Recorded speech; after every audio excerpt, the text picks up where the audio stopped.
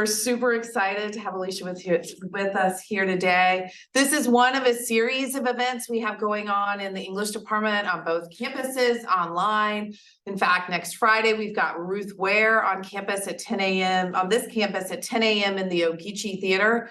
We'd love to have you join us then. Up in Statesboro, we've got part of the Georgia Poetry Circuit a week from Monday. And then we've got a couple more going far with an English major installments. One March 2nd, I want to say. We're sending out emails, and then another one later in March. So we hope you'll stay tuned, follow us on social media, all those sorts of things. Dr. Parker makes sure we've got things happen on there. And I'm going to turn it over to her to work our introduction. There you go. Thank you. I'm super excited to be here today to introduce Alisha, but it's not going to be your traditional introduction because she's going to talk about herself. So I asked her a series of questions. And did you know that during the zombie apocalypse, there's one thing that she would take with her? What? Beauty and the Beast, the animated version. Because she was like, I mean, if the Walking Dead are coming, she needs to survive, and a little bit of hope and romance is the thing that's going to help her survive. Now, Nice. I also found out she's sort of afraid of heights, but given the choice between a superpower, between invisibility, reading people's minds, and flying, she said she'd choose flying because it would help her get over her fear of heights, which I think is a pretty big deal. Now, it's not probably like unsurprising, but her favorite word is bibliophile. Makes sense. But her least favorite word is bougie or bourgeoisie because it doesn't look like how it's spelled in her head or sounds in her head. And last but not least, if she had to pick a profession other than being a writer, it would still be book adjacent. She would love to be a librarian or own a bookshop. So thank you for coming, for going forward with an English major and helping us celebrate her first book birthday. Let's welcome Alisha. Thank you all for coming. It's been quite a journey, but I guess I'll talk about how it started. So like a lot of writers, you start with loving reading, and that was how it was for me. My mom always took me and my sister to the library, and that was a big part of my adolescence and childhood. Then, as it says in my biography, in the third grade, I wrote a really bad poem about my baby doll, and it actually won a contest.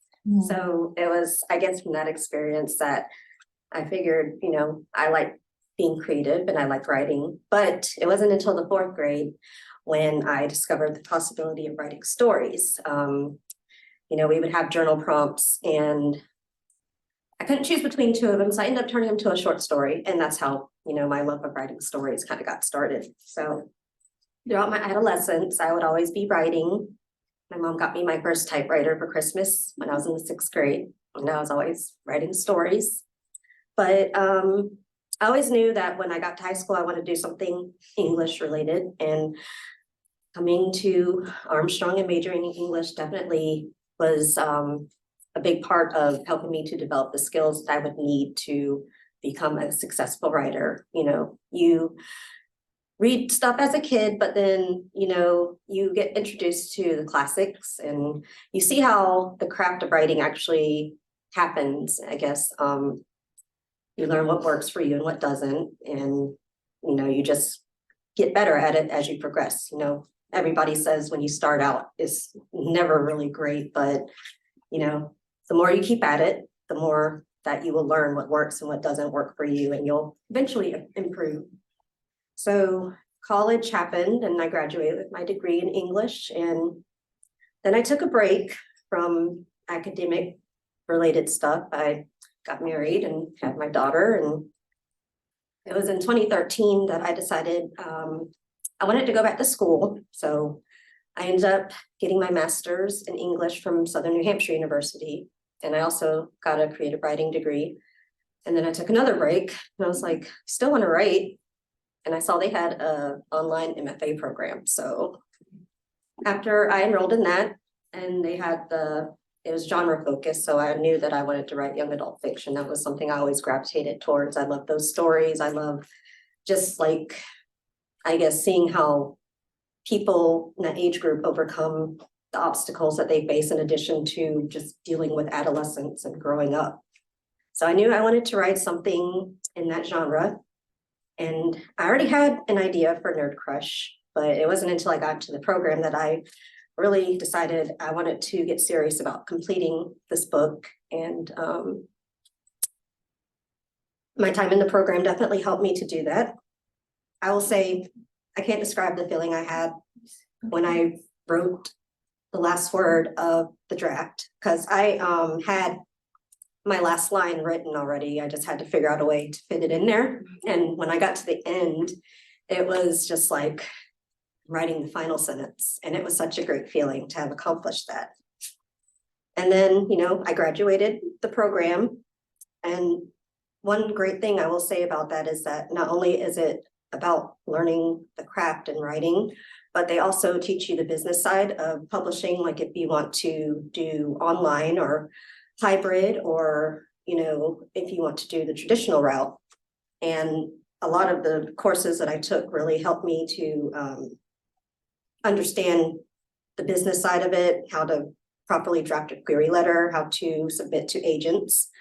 So all of that was very helpful because I graduated in January and I started sending out queries in February, and I got my agent in March, and she was able to secure a book deal by May of the same year. So I'm very thankful that NerdCrush is out there. It was a long journey getting there, and I'm just happy that Ramona's story is out there in the world, But I will say to anybody that is wanting to publish, if you want to write, you can do it. It's very possible. You just have to really believe in yourself and believe that you can accomplish what you're trying to do. And I will end with a quote from NerdCrush when Ramona is talking to her guidance counselor. She tells her, if you don't believe in yourself, basically, how can you expect others to? So she's like, believe in yourself, start there and see what happens. And that's the parting advice that I would leave all of you with. So we will have questions from anybody in the audience. This includes online. I'll be operating the online portal for this. So anyone have a burning question that they would like to ask? And are you fine to moderate your own Q&A out here? Sure. Okay. I loved your book. Thank you. Thank you so much. I'll make sure I get you some coffee. Thank you so much. Yes. How much of your original concept had to kind of be scrapped and completely redone for your final product?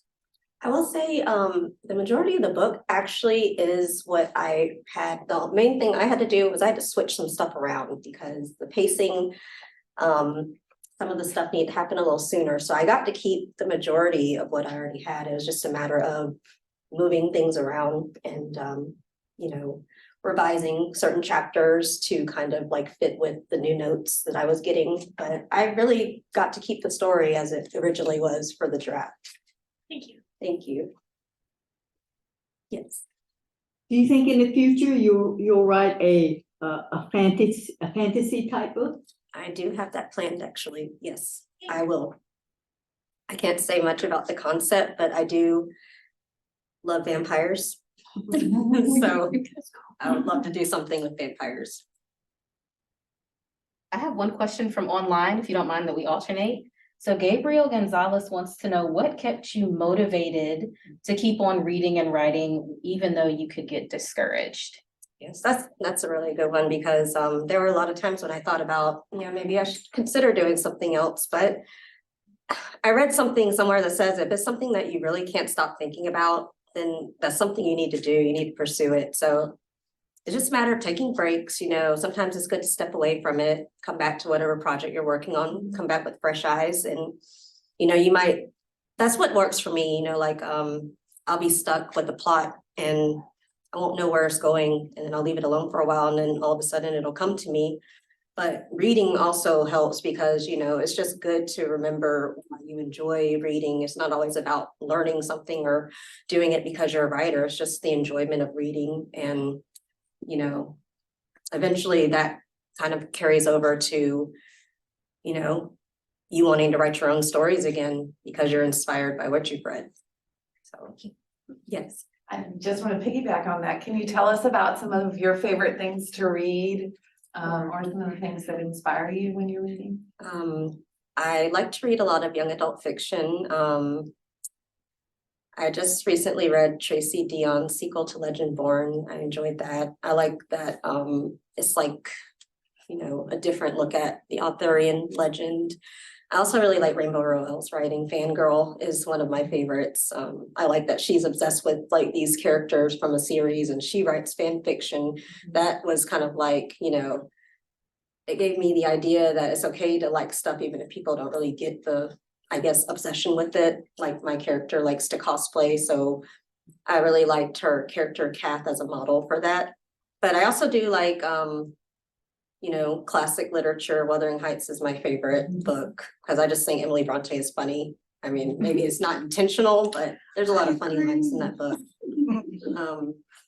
And you know, I'm still exploring and broadening my reading horizons, but I would say those are the two main categories that I like to read. And I'm sorry, what was your question? Would you share some like the disciplines you practiced to make sure that you got the book finished? You know, what are some of your writing regimens? Well, I will say my time in the program helped because you have to be held accountable for your word count. So every week or every 2 weeks, you'd have a certain number of words you'd have to turn in for your professor to read and get feedback on. And just knowing that kind of helped me to be like, okay, I need to write this many words. Like maybe I'll shoot for anywhere from 2,000 to 5,000 words a day. Don't always get there, but you know, at least something, you know, it's better to write something than to have nothing to edit or try to work with. But, you know, being out of the program, it's pretty much the same thing. You develop a routine. And I find that, you know, if I do it at a certain time of the day, that helps. And I need to have music. I always create playlists for when I'm writing because I feel like that kind of helps me get in the mindset of characters or what scene I'm working on. But it's really just, I guess, holding yourself accountable, making sure that you're doing what you're saying you're trying to do. If you say you're going to write 200 words in the morning, then, you know, eventually they'll add up. So that's what I would say. Thank you. What makes the books that you mentioned earlier your favorite? Like what draws you to that type of writing? I guess the characters, the way that they're portrayed, they're usually kind of like the outsider. And I guess that's kind of relatable. And then if the writer has like a really good sense of humor, like Rainbow Rowell is another author who's really funny. And she has a way of just like writing stuff that really gets you in your feelings, I guess. And all that goes into like the enjoyment of reading. But as you and I discussed with Wuthering Heights, it's just like, I don't know, just the story and so much going on. But it's like something you can come back to and you always see something you missed before. I think that's what makes a good story too, because you can always discover new things about it. Thank you. Yes.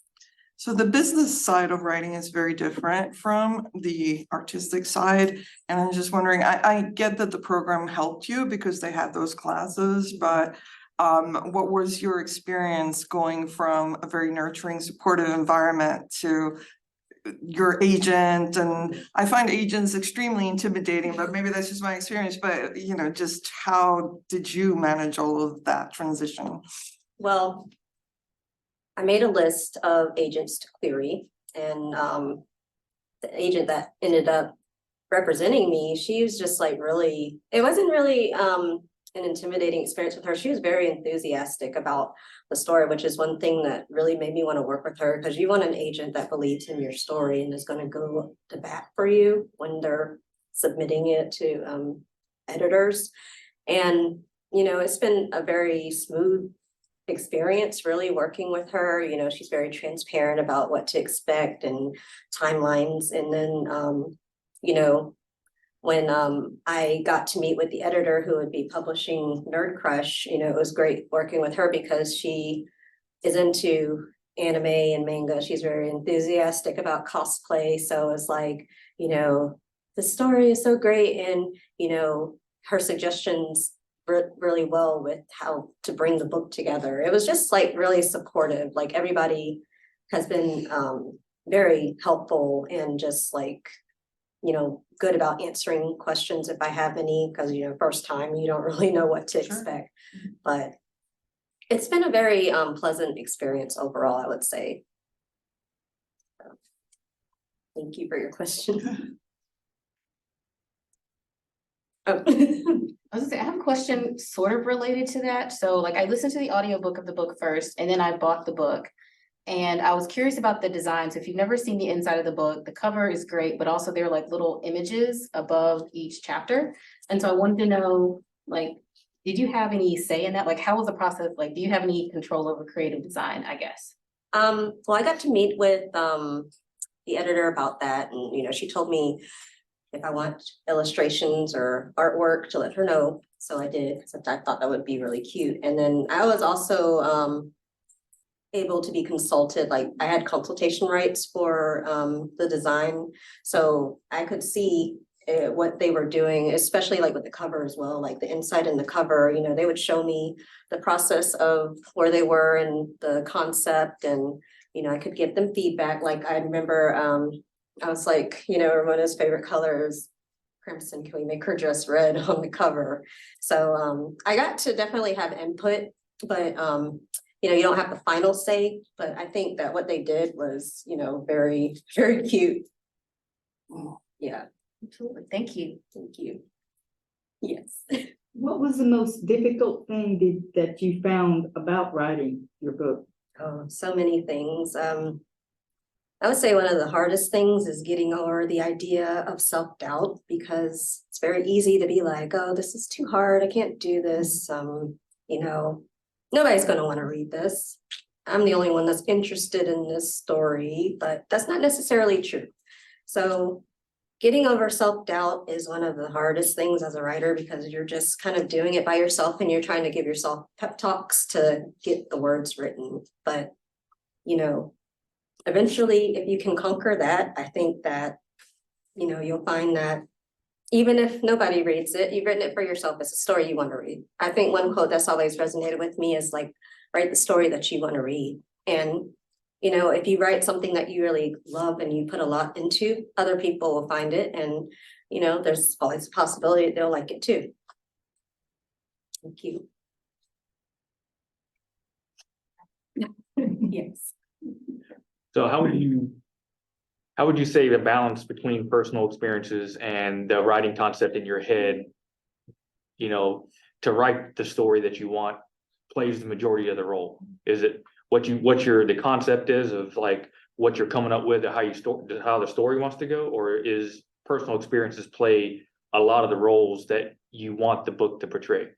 I think it's a balance. You know, you have the concept, but I think for a lot of writers, they do use, you know, real life experiences to inspire certain events in their books. And I feel like small details in there, they might have been inspired by experiences that I've had or others that I know have had in the book. But I think it's a balance between, you know, you have the story, but it's like the details like that, I think, make it more believable and more realistic. So adding those real life experiences can actually help. Thank you for the question. Yes. What is your favorite question for your book? My favorite question about the book is, well, I don't know if I've had it yet. How is it writing the kissing scene at the end? And it was awesome. It was very nice. I had it planned and I was just like, I have to write this just right. Thank you for your question. Yes. Got so many, sorry. I think it's pretty much expected that every writer puts a little bit of themselves into, especially the main character, but what traits do you think you put into not just your main character, but any of the characters in your book? Well, I would say for Mona, the fact she's very introverted, it's definitely me. But then like her best friend in the book, Mandra, she's a lot more outgoing. She has a really good sense of humor. but I also enjoy like humor like that, so maybe that inspired her character. And then just a lot of the fandom stuff, like Caleb likes the Lord of the Rings. I'm a Lord of the Rings fan, you know. And I guess just like it's like the little details. I tried to make her unlike me, but certain things still managed to seep in. And I think maybe that's true for some of the characters as well. Like the mom is an English major and she's a professor. It's like that would be a cool career, but that's not what the character wants to do. So I think it's just like maybe a little bit, but try to make them original, but you know, adding details that are traits from yourself, you know, that I guess that just still manages to get in there somehow. Thank you. Thank you. Yes. So I have a couple of questions from online. One is from Fumi. She says, what book would you recommend for someone trying to get back into reading and trying to fall in love with reading again? Your book. Right. Right. I mean, it was a really good read, though. Thank you. Well, I will say that I really enjoyed Elise Bryant's Happily Ever Afters. You know, it's a cute story. It's about a girl who goes to this you know, elite school. She wants to be a romance writer and she's always writing stories for herself and her friend. And then she happens to meet a guy that fits the description of the guy that she's always written stories about. But that was one book that I really enjoyed, and I think that would be a very enjoyable, you know, read to get somebody back into it. I also really enjoyed Legendborn. I can't say enough good things about Tracy Deon's writing. If you like fantasy and the Arthurian legend and like just a different spin on how that is, I would recommend that. That would be a good story. And, you know, it's one of those books where you can just read it and it doesn't end too quickly because there's so much going on. But those are a couple of my suggestions. Along with her own. Yes, along with your question. And then another question is, what classes did you take at Georgia Southern that you think helped you the most get to where you are today? Definitely any literature class. Yeah. I did take a class, I don't know if it's still a choice, but it was the Bible as literature. I took that and that was really interesting. But I would really say just any class where you're either able to write creatively, like creative writing, or just any English class where you're just exposed to different authors and styles and ways of telling a story, because there's so many different, you know, ways. It doesn't have to be like one size fits all, you know. So it's all the classes that were English related, I think. Psychology was good too, though. Learn about how people's motivations determine their actions, and that can definitely help with plotting. Thank you. Thank you. Yes. Do you have any advice on how to get writing out and seen by the world? Well, I would say, like, you can start with your inner circle, you know, that's what I always did. I would let family and friends read my writing, and then, you know, like, there's online groups, writing groups are also really good for that. And then, you know, definitely submitting your work when you're ready to submit it out to publications. Like, there are so many places I would probably love to just have fresh work, and that's one sure way of gaining a reading following. But I would say, yeah, just submitting places. And, you know, the NerdCrush was only ever seen by my thesis professor and I guess peers when we had workshops, but it wasn't something that I put out there, but I wish I had more to get, you know, I guess just other opinions on it, but it's out there now. So, but that's what I would say, you know, just writing groups and then submitting your work. Thank you. Yeah. Do you have any recommendations for writing groups? Like, are there any that are like your favorite? I mean, I did do the National Novel Writing Month before, but I have not recently, but I don't really get out a whole lot, so I can't really say that I do like the you know, writing, like how people could meet and discuss their work is something I would like to do, but I can't really say it's something that I've had the chance to explore more of. But online, I know there's a lot of them, I just can't think of them, but those would be good options too, I guess, if you can't actually go somewhere and do it, but they're out there. I haven't had the chance to be a part of them as of yet. Thanks. Thank you.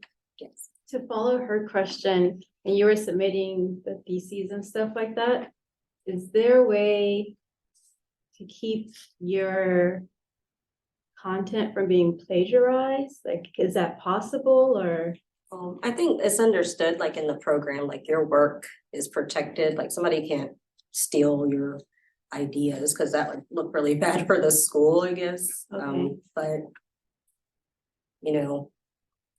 if you're doing like something on, say, Wattpad, that's another place where you could meet other writers as well. Like, you can choose to have your work copyrighted, so people can't just like take your ideas but I think as far as like the program, it's understood that your stuff is protected and people can't just like claim it as their own.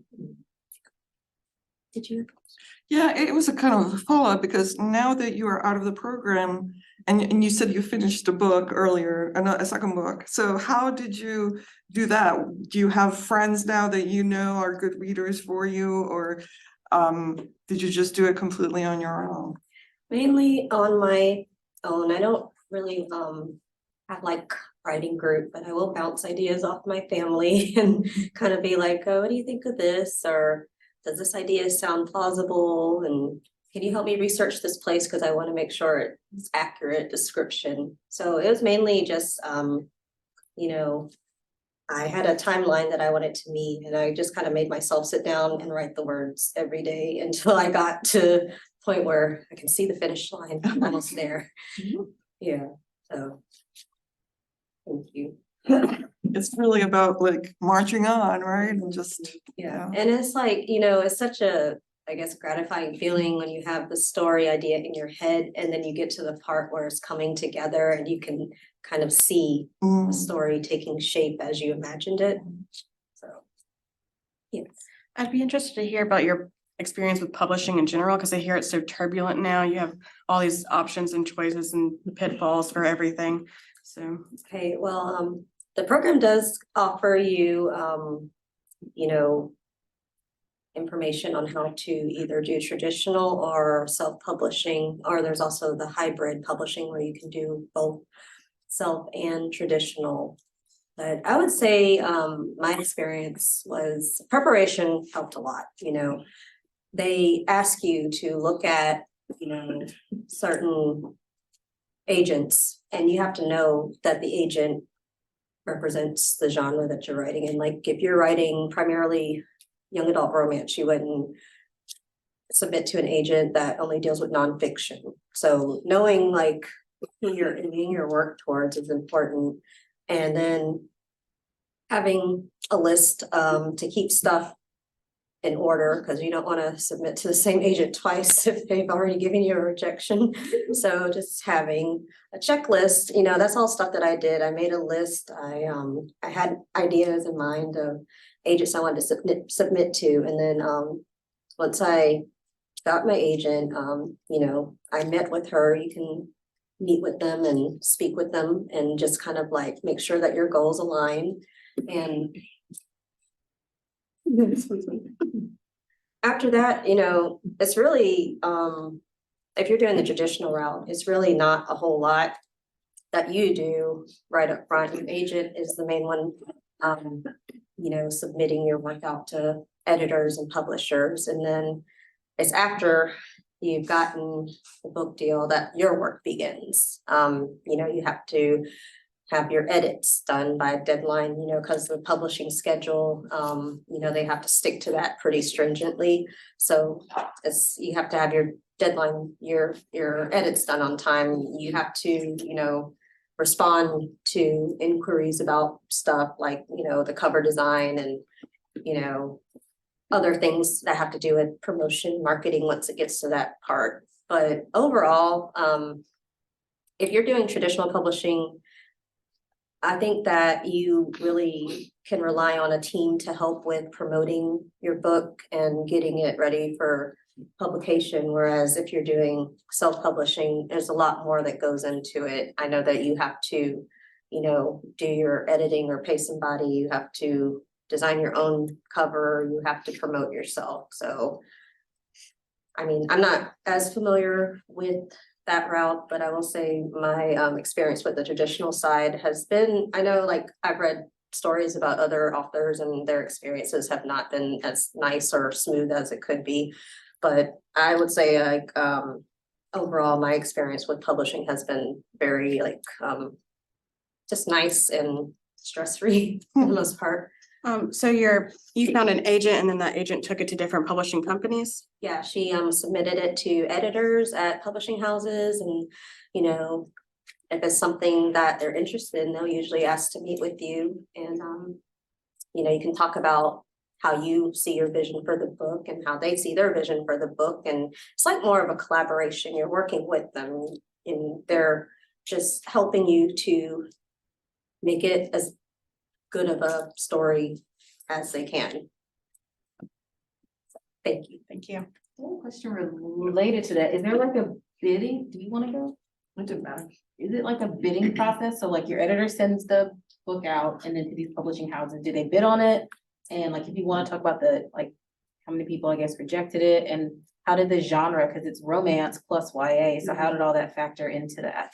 Well, I know with the publisher that ended up making the offer, like, I know it had to go through what they call acquisitions meetings, so they're thinking about it, and they'll meet with the rest of the team at the publishing house, and I guess they'll work out like details about publishing timelines and, you know, I guess how they're going to market the book, even though all that stuff comes later. But Running Press Kids, they seem to primarily focus on books that are geared towards kids and young adults. So it was a really good fit, because I would say NerdCrush is kind of like on the younger spectrum of young adult. Like Ramona's 16, but you know, she's not really dealing with a lot more mature themes, I guess. So I think that Running Press was a good choice for NerdCrush, because that's primarily what they're used to publishing. As far as rejections, there were many, but you know, that's one thing about it too, that comes back to the, you know, getting over the self-doubt. You got to keep going, and you know, like they say, it only takes one yes. You can get like hundreds of no's, but it only takes that one yes, and then, you know, see what happens after that. So this is kind of related to what Dr. Parker was asking. So according to what you talked about at the beginning, it only took you a couple months to get that editor, which is incredibly fast. That is really pretty amazing. Would you, is that a testament to the homework you did, the preparation you did? Because for lots of people, it's many, many, many, many years. Yes, and I'm really grateful for that. I would say that the information and the planning definitely helped, because I did my revisions after I was through the program. I had all my stuff already done, you know, like you draft your query letter, and you know, that's another thing about query letters that they teach you too. It needs to be personalized to each agent that you're writing to. And so, you know, you have the basics when you're researching the agents that you want to submit to. You draft it to suit, you know, who you're addressing, but the information about your book and what you're pitching stays the same. So it was really helpful having that done already, as well as, you need to have a synopsis. You need to know what a partial is versus like if they just want a sample, which is usually like the first 5 or 10 pages, and the partial would be like the first 50 pages. And then, you know, if they want the full draft, they'll ask you for that after, if they like what they've read. But it was just like the preparation really helped. And, you know, I went through my list of agents and I would submit, and, you know, I just happened to submit to my agent on a whim. I just happened to see she's open to queries, and, you know, she was just really enthusiastic about it, and, you know, the rest is history. I mean, when I got the email from her offering me representation, the first thing I did was go call my mom and tell her that, you know, oh my gosh, it's really happening. So yes, preparation was definitely helpful. So, and did you select them based on the books that you like to read and see what authors had agents? Is that? Definitely, most of them, they'll have something that's called like a manuscript wish list. So that was a helpful resource because it'll tell you exactly what they're looking for. If they say they're looking for contemporary young adult romance, or they're looking for, you know, own voices authors, or, you know, stuff that's geared towards certain groups, like they have a niche interest, you know, that kind of gives you an idea of, oh, they might really like this. But did you look at your favorite authors and who represented them? Like, No, is that? I didn't really look at, I mean, I looked at the publishing houses to see like what kind of books they were publishing, but mainly I just was looking at the agents and what they were kind of looking for as far as like the story. Thank you. Yes. What would you say to authors who are concerned about oversaturation in the market? I think that's always going to be a thing because, you know, if something's popular, there's going to be an influx of stories that either try to imitate it or maybe they'll put their own spin on it. And that's why they say that you shouldn't write to trends because those don't last long. You know, vampires were very popular during the Twilight era, and there are so many stories like that coming out. And I think they're making a little bit of a reemergence, but it's like after vampires, it was like post-apocalyptic stories, and then you have urban fantasy. So it's always like, I would say the market is probably always going to be oversaturated, but I think the main thing is to write the story that you actually want to write and not write for trends. And if your story happens to fall into that category, I think people will be able to tell that it's an original story with a lot of thought behind it, as opposed to something that's just trying to jump on what's popular at the time. Thank you. Thank you. I have a Zoom question that I think is semi-related to that. This is from Fumi. It's about about oversaturation, but in the movie direction. So Fumi's question is, what do you think about the ongoing pandemic of book to movie adaptation? Do you think this will go on long enough? And do you think it's helping people appreciate literature more? Or is it distracting them from really appreciating the book, especially for people who maybe watch the movie first versus the book? That's a good question. I mean, I've always been of the opinion that movie adaptation never lives up to the book. I always feel like the book is superior, but I will say I've seen some movie adaptations that are really well done, and you know, it might change details of the story, but it's just kind of maybe like different interpretation of it. I don't know if it necessarily diminishes people's appreciation for wanting to read and enjoy books, because I feel like any book that I've enjoyed, I'll definitely want to check out an adaptation or series. Like I was a big fan of the Babysitter's Club when I was a kid, and the Netflix series was way different than the books, but I could appreciate, you know, the differences for what they were and how it, I guess, fit with more current times. But I would say like, it's just, you know, a different form of storytelling. I don't think it's necessarily bad, but I don't know if it's a substitute for actually reading the book either. I think you can do both and enjoy them for what they are. Thank you. Thank you.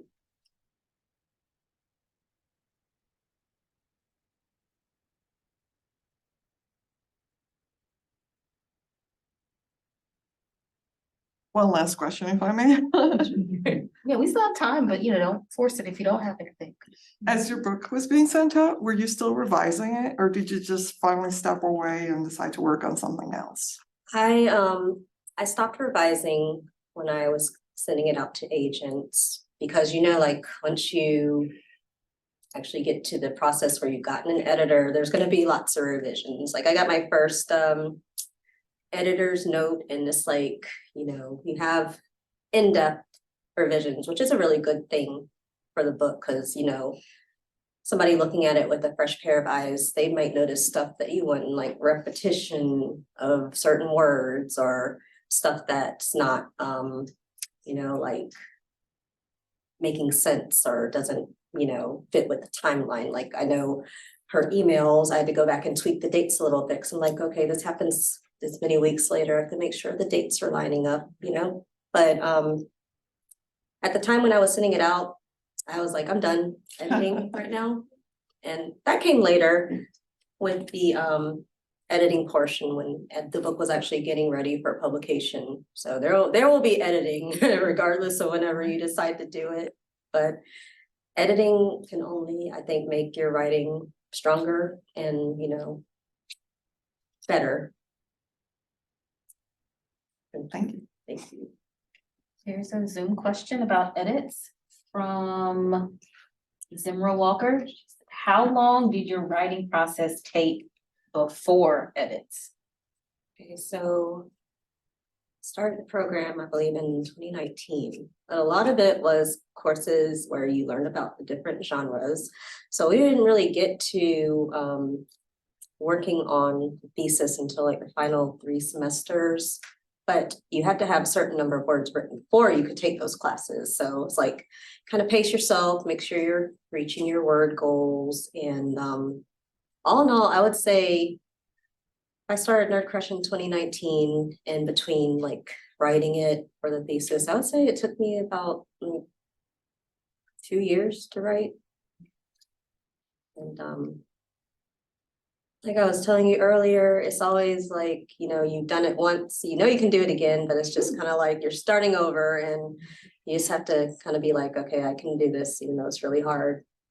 It looks like it's impossible, but then the words eventually will add up. Thank you. Thank you.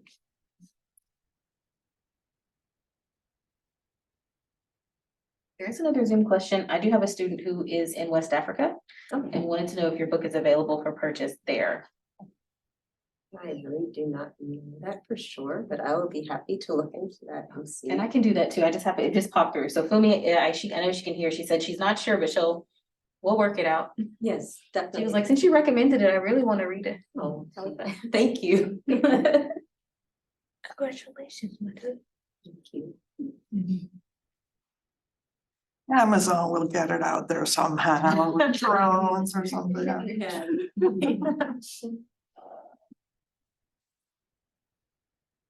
we have any further questions? Go ahead. So did you say that you listened to an audio version of this book? Yes, so how much say did you have in the creation of that? Did you get to pick the voice actors? Yes, I got to listen to the audition of the voice actress that actually ended up doing NerdCrush, and I just thought like she was very spot on with how I imagine Ramona would sound and how she would react to things. Like she really captured the whole teenage angst and just like the nervousness and anxiety that she experiences. So I did get to have a say in who they chose for that, and I thought that was a really good choice for them. That's awesome. Thank you.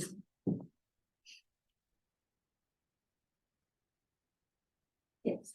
I gotta ask, have you looked into film adaptation? I mean, I will say that I do have an agent and a agency that works on that side, but I can't really say anything about it. But they do have people that are working on that side of it. But not allowed to really say anything until it's actually like something that's materialized, I guess. Kill a dream. Right? Can you give us your dream cast? Oh gosh. Like if you could cast like Ramona and Caleb, like is that, can you talk about that? Well, I will say for Ramona, are you all familiar with Shahadi Wright Joseph? I don't know. She was the actress in the Jordan Peele movie Us. Yes, The creepy girl. definitely see her. She would be a good choice for Ramona. Marcy Martin, I like her as an actress. I think she would be a good choice for Ramona's character. Now Caleb, I hadn't really given a lot of thought to him, but somebody cute. The green eyes. The green eyes, the freckles. Were you asked to do any promoting events yourself, or did they always organize them for you?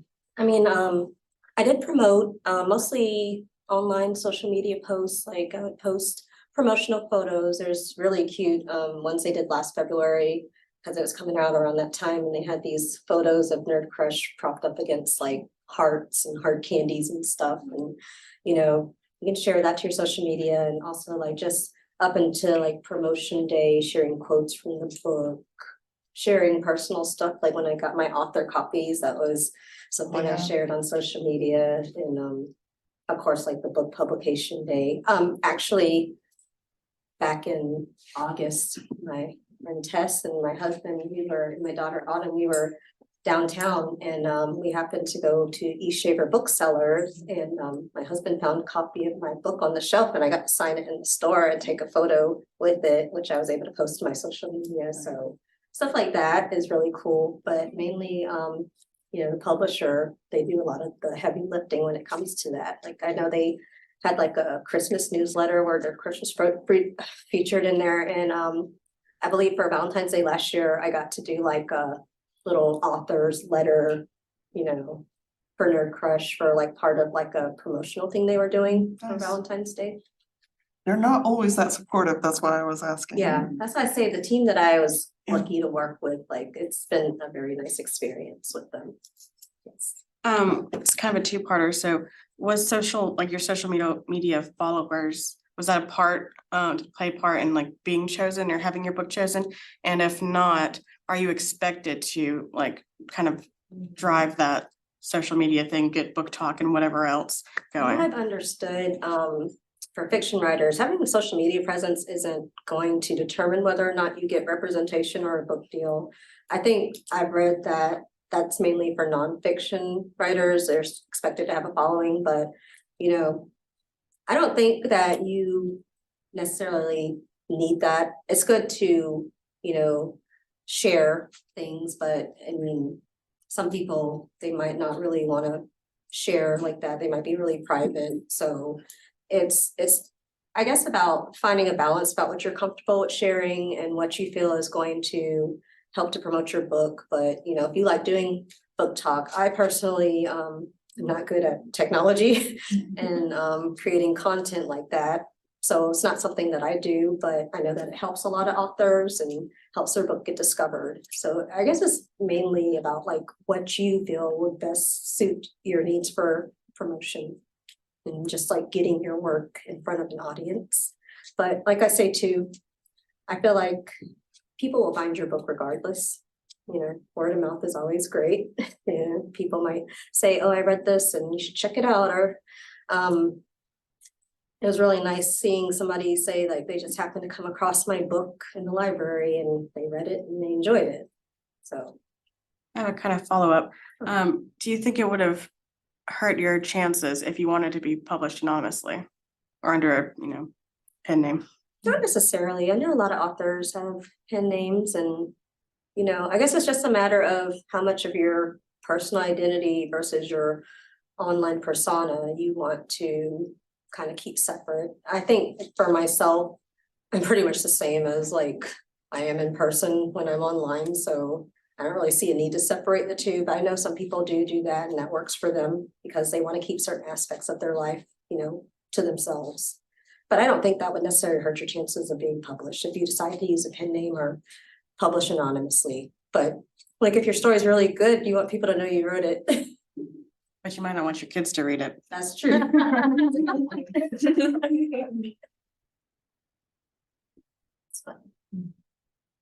We have another question from Zimra Walker. And this is really useful because not everyone is an English major, and they want to know, what do you actually learn in a creative writing class? They're like, I love writing and it sounds fun, but they've never actually taken a class. Okay, well, from what I remember, I know that we studied both fiction and poetry. You can take different courses that suit what your interests are. The poetry, I write poetry, but it's not my main focus. So I will say like just learning different ways of putting a poem together and learning about, I guess, rhythm and cadence and, you know, knowing it doesn't always have to rhyme. And especially with creative writing too, with the fiction portion, I guess just, you know, you learn what works for you and what doesn't. You get the chance to try your hand at different things because you might have a prompt and write something that you ordinarily probably wouldn't, but you might find that, hey, this is a genre I might want to explore more of. So it's just, I guess, you get the chance to be open to different things when you're being exposed to creative writing, because creative writing can be a lot of things. So I would say that it would be a very useful course for somebody if they just were interested in trying their hand at writing, or if they're into English, or even if they're not, you know, you never know what might come out when you're, you know, just coming up with ideas. And we have lots to offer in the English department. Just a Yeah. quick plug. Lots of creative writing. You.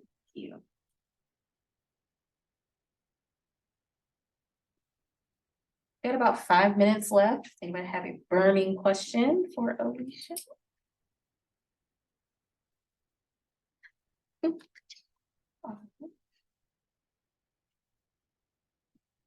What's next for you?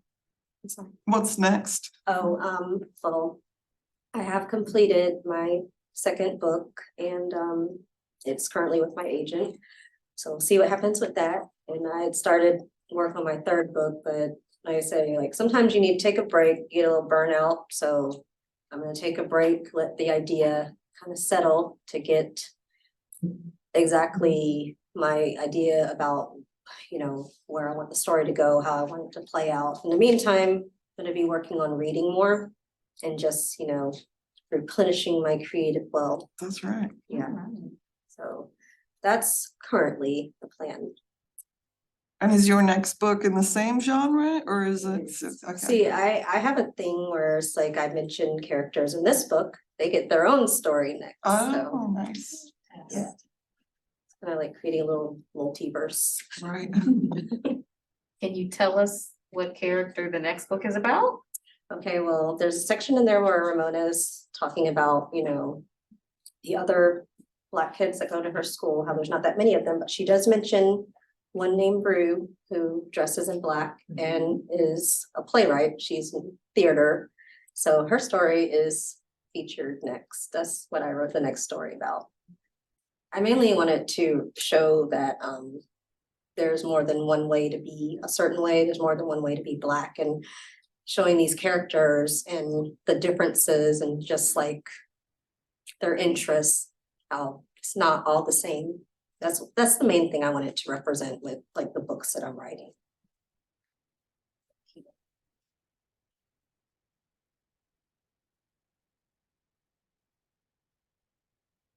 Well, thank you so much, Alisha.